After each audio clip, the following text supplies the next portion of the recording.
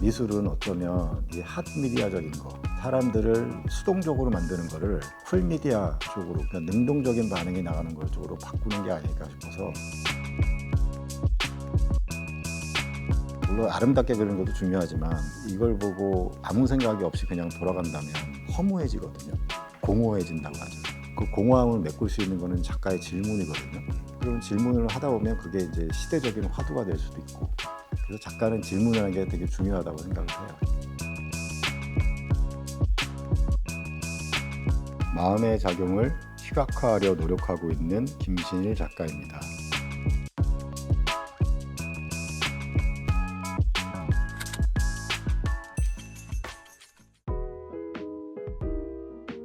작가님 이력을 보니까 미국 쪽에서 많은 상을 받으셨더라고요. 미국에 있다 보면 거기에 있는 젊은 작가들은 그랜트라고 하죠. 그걸 지원하고 레지던시 지원하는 게 그냥 일상이에요. 저는 운 좋게도 지원하는 것마다 많이 받았던 것 같아요. 그게 운이 한두 개 겹치면 좀 실력이지 않을까요? 글쎄요, 그 제 입으로 어떻게 말씀드릴지 그래서 모르겠지만 제가 제 입으로 얘기를 이렇게. 네. 그게 그때 이제 아빈 드로잉이라는 걸로 여러 가지 비디오 동영상 작업을 했었는데, 이게 뉴욕에서 좀 보여주면서 약간 관심을 갖기 시작했던 것 같기는 해요. 그 아빈 드로잉이라는 걸 좀 간략하게 좀 어떤 건지. 이게 아빈 드로잉의 정의는 이런 겁니다. 아빈, 그러니까 흰색 두꺼운 도화지에 나오지 않는 펜으로 눌러서 요철을 만들어내는 그림이거든요. 수백 장을 제가 사진기로 찍어서 스탑모션 애니메이션 만들듯이 돌려서 동영상을 만드는 작업이었는데, 졸업하자마자 스코이간 스크루 오브 페인팅 앤 스컬프처라고 하는 레지던시에 들어가게 돼요. 네네네. 그거가 들어간 게 이제 미국 활동의 시작인데, 그 덕에 여러 군데 어플라이를 했을 때 수월하게 좀 된 면이 있는 것 같아요. 그때 당시에 미국에 있는 레지던시 프로그램이 좋았던 게 장소도 주고 약간의 재료비도까지 줬어요.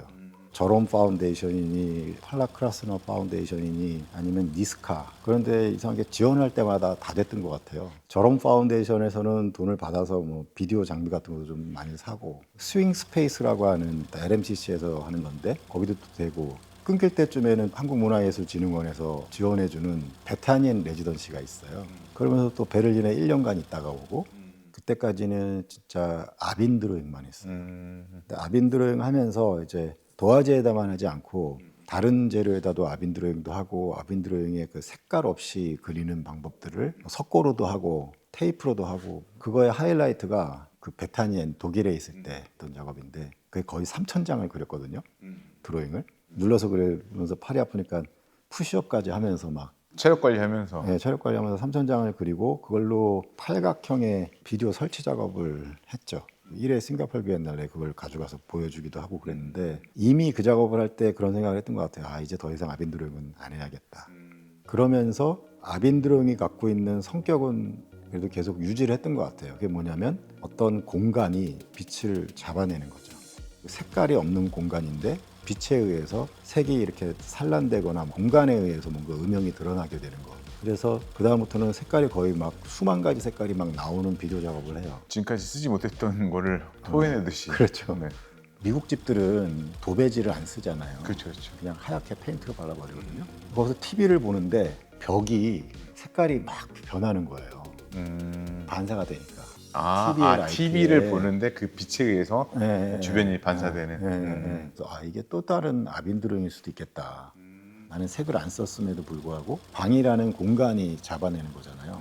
일상에서 보이는 TV 광고나 이런 것 때문에 색이 여기서 드러나는 게 신기했고, 벽에서 보여지는 이 빛은 TV에서 보여지는 이미지를 제거한 거잖아요. 그렇죠, 그렇죠. 그러니까 그것도 아빈 드로잉하고 좀 맞았던 거예요, 저한테는.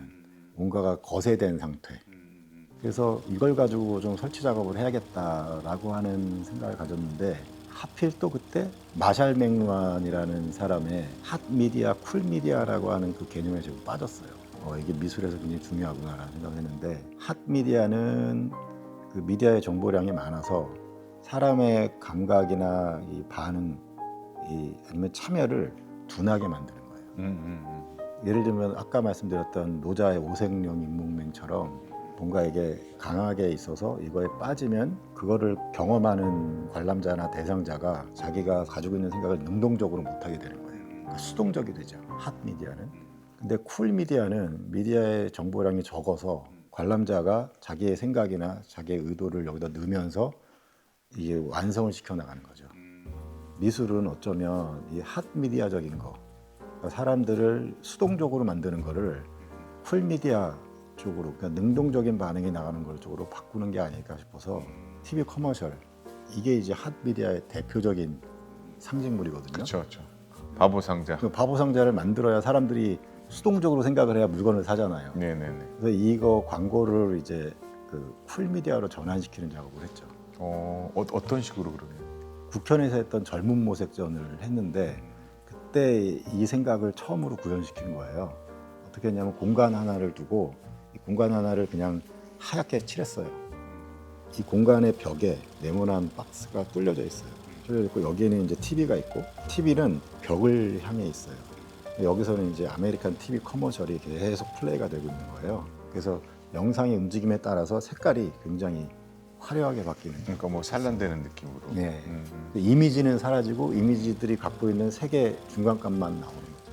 그러니까 어떻게 보면 거의 해체시키는 느낌에 좀 더 관심이 많았던 거네요. 본질적인 것들. 네. 사실 뒤에 있는 이 작업도 약간 그런 느낌이.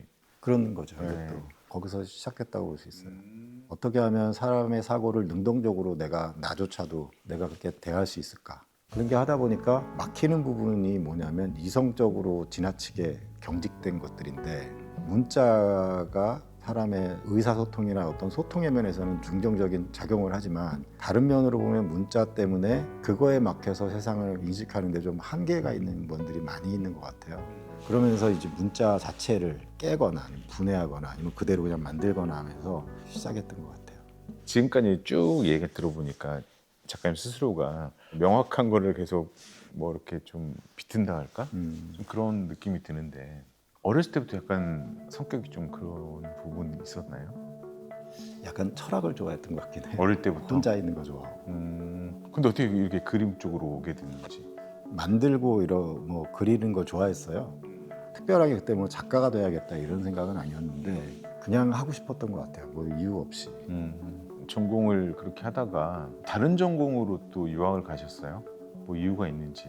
서울에서는 조소를 전공했는데 미국 가서는 컴퓨터 아트로 했거든요. 네네네. 조사적인 재료 말고 다른 재료도 한번 다뤄봐야 되는 거 아닌가라는 생각이 있었고 제가 컴플렉스가 한 두 가지가 있었는데 그 중에 하나가 컴퓨터였어요.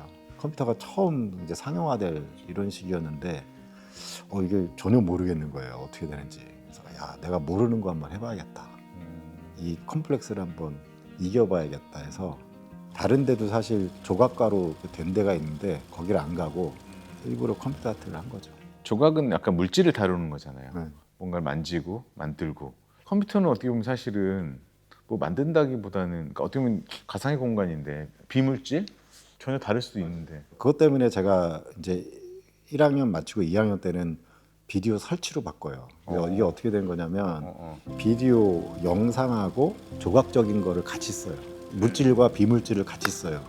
그러면서 작업을 진짜 재밌게 했던 것 같아요. 만약에 제가 그때 컴퓨터 아트를 안 하고 조각과로 들어갔으면 이 세상의 변화를 내가 모르고 있었을 것 같아. 내 재료, 내 세상에만 갇혀 있을 수도 있겠다 생각을 해요. 어떻게 보면 알을 깨고 나오신 그 계기. 그럴 수도 있죠. 제가 알기로는 2013년도, 14년도인가 그 올해의 작가상 후보에 오르시고 국내에서 많이 이렇게 좀 활동하셨는데 작업하다 보면 근데 그런 기회들은 생기는 것 같아요. 근데 제 작업이 특별히 좋고 이런 거 아니라 인연이 닿으면 돼요. 기본은 작가가 작품은 충실하게 하고 있어야 되죠. 근데 그런 작가들은 많잖아요. 많은데 자기가 하고 있는 거를 누군가가 봐주는 그 인연이 생겨야 되는 것 같아요. 많은 작가들이 그런 게 나 있다고 보는데 이런 면은 중요한 것 같긴 해요.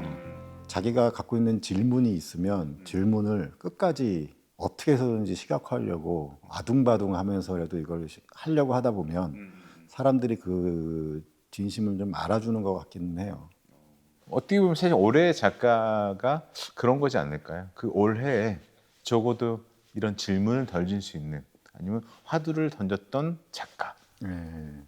그럴 수 있을 것 같아요. 왜냐하면 미술도 물론 아름답게 그리는 것도 중요하지만 보기 좋게 만드는 것도 중요하고 그렇지만 이걸 보고 아무 생각이 없이 그냥 돌아간다면 허무해지거든요.